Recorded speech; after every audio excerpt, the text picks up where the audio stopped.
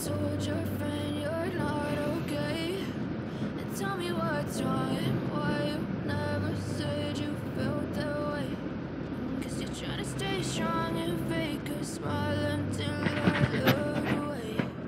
But I've known you too long, it hurts to watch your blue eyes fade to gray as you fade away. As you fade away. So ito na yung huling pagkakataon para magamit ko si Itlog. Dahil kukunin na siya sa akin. Wala lang, sobrang love na love ko lang ito talaga. Gusto ko talaga to. Kaso yun nga talaga wala naman na tayong magagawa kasi magsakripisyo yung pamilya ko.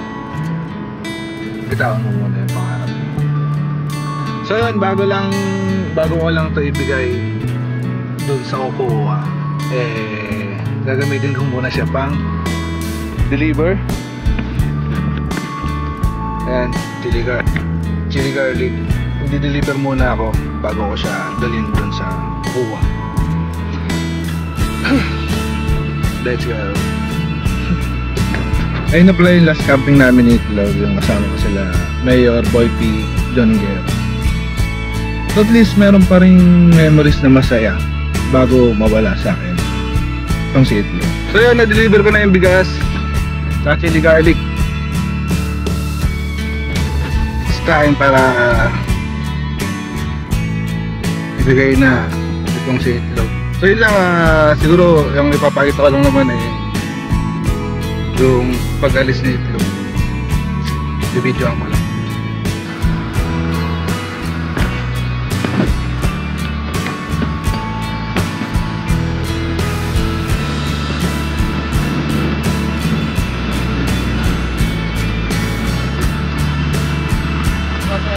Thank you.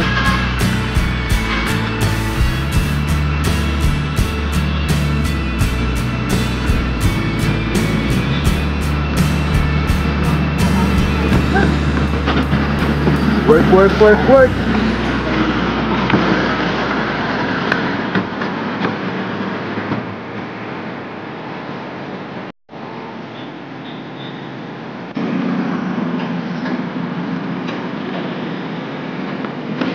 Ginawa ko itong video para masagot lang din yung mga tanong sa mga nung nag-live kami ni Mayo TV, mga comment sa vlog nila nung nag-camping kami. Opo, wala na si Itlog. Simulan ko na lang kung nung araw na kinuha ko si Itlog. Bago ako mag-decide na kunin si Itlog, as in hindi alam ng lahat ng karamihan. Si Ermat, si Omar, sila Allen, mga iba kong kaibigan, hindi talaga nila alam na kukuha ko ng Hilux. Kasi may plano akong surprisahin silang lahat na nung time na kinuha ko si Itlog, may dala pa akong GoPro noon para lang sana makuhanan yung magiging reaction ng Ermat ko. Kaso, hindi ko na nagawang kuhanan yung reaction ni Ermat kasi mas na-enjoy ko yung nakikita ko siya. Nung na-reveal na ayun nga, kumuha na ako ng Hilux na kita mo sa mukha niya na masaya siya, yung mga ganun. Na-enjoy ko lang yung moment kaya hindi ko na nakuhanan yung moment na yan. Masaya ako sa kanya kasi yung mga pangarap niya, nag-iisa lang siya. Mula nung maliit, ay iniwanan ko siya. Alang-alang sa kanya. Pero nakita ko yung, at naramdaman ko yung, nakita niya hirap ko. Kaya tuwa ko.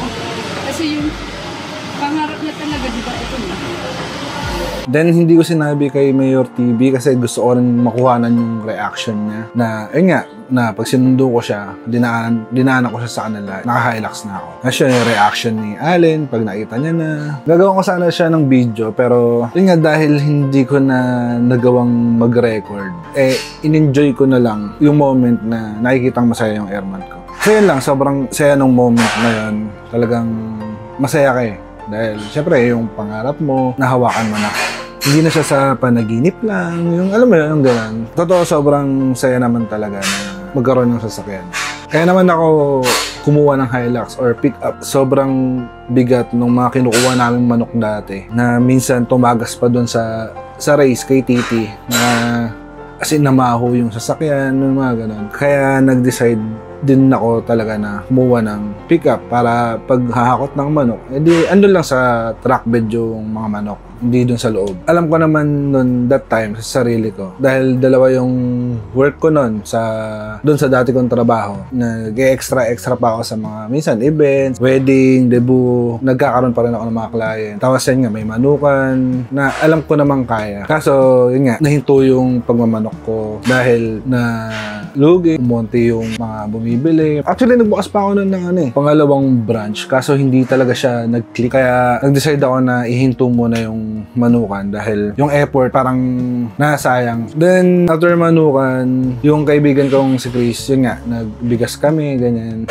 So yun, sobrang na-testing ko yung pickup, 50 kaban, kinakarga namin doon, sobra. As in, kayang-kaya ng pickup. Pero ngayon kasi, parang dahil wala na kasi itlog, sobrang mahirapan ako ngayon pagdating sa bigas. Although meron akong mga regular na kumukuha na sa akin, minsan, nanghiram ako ng motor sa pinsan ko, pang-deliver ng bigas, ganyan. Sobrang nakakalungkot. Totoo na parang na-depress ako. Sobrang napahinga lang ako nung nag-camping kami nila, Boy P, Mayor, tsaka John Engero. Parang nga, na-relax isip ko, na nakapag-isip-isip, nakapag-desisyon na isurrender na si itlog. Kaya rin naman nila ako inaasa, parang nagiging biruan namin yung paghatak kay itlog is, alam naman kasi nila na nakapag-desisyon na ako na isusurrender ko na si itlog. Kaya yung asara na yun is wala lang, asarang magkakaibigan lang yun. Na wala namang foul or something kasi alam naman talaga nila yung desisyon. Then, yung decision ko naman about doon sa pag-alis sa dating work, matagal ko rin naman ding iniisip yon. Pero,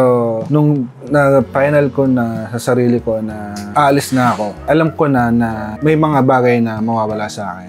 Ang number one nga doon, si itlog. May mga plano kasi talaga na hindi rin talaga, alam mo yun, yung plano mo na lahat, ganito yung gagawin ko, ganito yung gagawin ko. Kasi nga, dalawa yung trabaho ko doon. Minsan, ang mga plano, hindi talaga umuukol o hindi nasusunod. May mga natutunan din ako na bagay-bagay sa mga nangyari. Kaya naman yung isa sa mahalaga doon na bumagsak ka, pero sa pagbagsak mo na yun, dapat may natutunan ka. Para sa pagbangon mo ulit, hindi na maulit yung mga pagkakamali or dahilan nung pagbagsak mo na yun. Natutunan ko rin na magplano maigi. Pag-isipan mabuti yung magiging desisyon mo. Pinili ko rin na maging malaya, maging masaya sa mga bagay na ginagawa ko. Kaya yung mga na-upload ko dito sa channel ko is yung ginagawa ko kung ano yung mga nagpapasaya sa akin. So ngayon, wala naman akong ibang pwedeng gawin kundi lumaban, ano man yung mga nangyari, natalo man tayo, bumagsak man tayo, kailangan natin ulit bumangon para sa pamilya mo, higit sa lahat para sa sarili mo. Kaya kung meron kayong mga dalayan sa buhay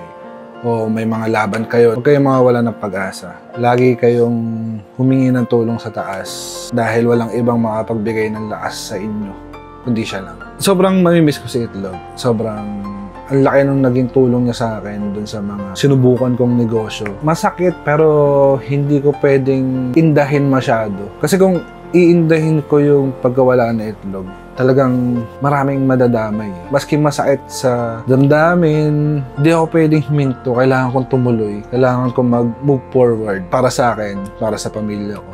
Kaya walang ibang pwedeng gawin kundi lumaban lang at sumubok ulit. Walang mangyayari kung hindi natin susubukan. Walang mangyayari kung hindi tayo lalaban. Doon sa mga nagko-comment na mga Jumbo, kaya mo yan. Laban lang. Tuloy mo lang. Dito kami nakasuporta sa'yo. Yung mga comment nyo, sobrang nababasa ko yan. Sobrang nagpapasalamat ako sa suporta nyo. Siyempre, nagpapasalamat pa rin ako sa mga tunay kong mga kaibigan na alam kong laging nandyan. Ayan, salamat sa inyo. Omar, Mayor TV, Chris, Boy P, John, Boy Payat. Yun, sobrang thank you. Alam kong nandyan lang kayo na nakasuporta sa akin. Huwag sana kayo magsawa. Hanggang dito na lang. Peace out.